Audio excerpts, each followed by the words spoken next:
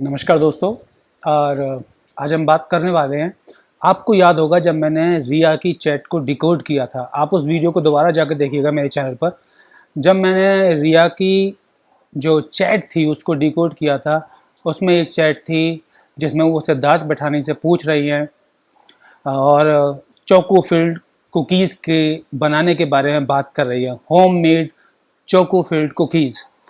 जब मैंने उस पर शंका जताई थी तो बहुत लोगों ने कमेंट्स किए थे, नहीं सर ये वाकई में एक वीडियो है उस दिन की और जिसके बारे में ये बात हो रही है।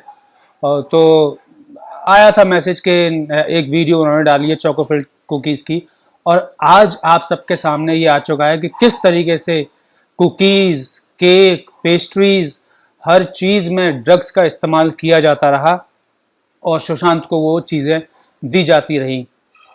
खैर, शोविक का ये जैसे कि चैट में मानना है कि उनके डैड का माल ख़त्म हो गया है और वो चाहते हैं कि माल लें, तो ये पूरा का पूरा परिवार ही, ठीक है, ये दूसरे के परिवार पे जो लांछन लगाते हैं, दूसरे के परिवार पे जो इन्होंने क्वेश्चंस उठाए कि सुशांत के पिता ने दूसरी शादी की इसलिए सुशांत उनसे दूर हुए और पता नहीं क्या क्या उनकी बहनों के ऊपर भी जो इल्ज़ाम लगाए, तो अपने परिवार की तरफ पहले देखा है कि किस तरीके की चैट सामने आ रही हैं, इतने बड़ी चीज़ें सामने आ रही हैं।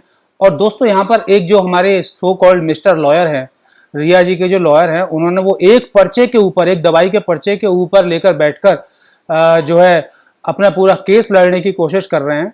उनके पास कोई और एविडेंस ही नहीं बचा। इतने छोटे से एविडेंस के को लेकर मैं आपको बताता हूँ ये क्यों छोटा सा एविडेंस है। चलिए, वो दवाई का पर्चा प्रेस्क्रिप्शन जेन्युइन है और प्रियंका ने भेजा।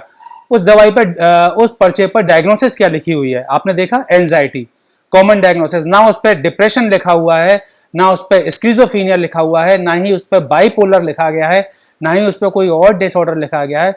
उसके बावजूद भी उस पर्चे को लेकर ये इतना बड़ा सबूत मान रहे हैं कि उसकी बहन ने भेजा था और वो दवाई दे रही थी। ठीक है, हर बहन अपने भाई के लिए करती है, अगर उसने भी किया तो क्या गलत किया?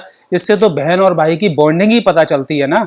आपकी जो मिस रिया की जो बातें थी वो खारिज हो रही है ना यहाँ पर। जो आप बोल रहे थे कि रिया बोल रही थी कि वो अपनी फैमिली से कोई लेना देना नहीं रखना चाहते थे, अपनी बहनों से रिश्ता तोड़ना चाहते थे और अपने परिवार से अपने पिताजी को पसंद नहीं करते थे। इससे अच्छी बॉन्डिंग का जो उदाहरण है वो क्या होगा कि एक बहन दूर बैठकर एक दिल्ली के डॉक्टर से दवाई लिखवाकर भेज रही है। इसमें कौन सी बड़ी बात हो गई? वो भी लॉकडाउन के समय। अगर ऑनलाइन प्रेस्क्रिप्शन लिया गया या उसकी हालत बताकर कुछ भी अगर लिया गया सिर्फ एंजाइटी के तौर पर, वो कितना बड़ा एविडेंस है आपके पास? मैं नहीं समझता कि वो कोई भी बहुत बड़ा एविडेंस है।